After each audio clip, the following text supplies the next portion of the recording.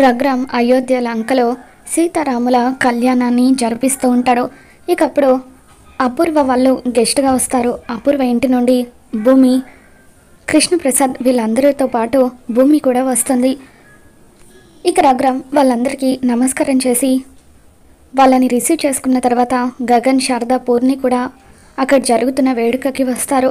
ఇకప్పుడు గగన్ని చూడగానే అపూర్వ రఘురామ్తో, అన్నయ్య గారు మీరు మమ్మల్ని కంపల్సరీ ఇక్కడికి రావాలని మరీ పిలిచారు.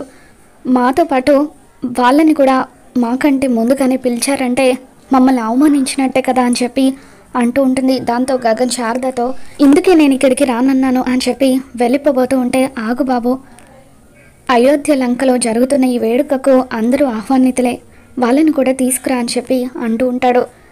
ఆ తర్వాత కృష్ణప్రసాద్ రష్ ఎక్కువ అవ్వడంతో శారద చెయ్యి అనుకుని మీరా చేయి పట్టుకొని పక్కకు తీసుకెళ్తాడు. భూమికి, గగన్కి పెళ్లి చేయాలనుకున్నాం కదా, ఎలా చేయాలో తెలియడం లేదు శారద అని చెప్పి కృష్ణప్రసాద్ అనడంతో మీరా ఒక్కసారిగా షాక్ అవుతుంది.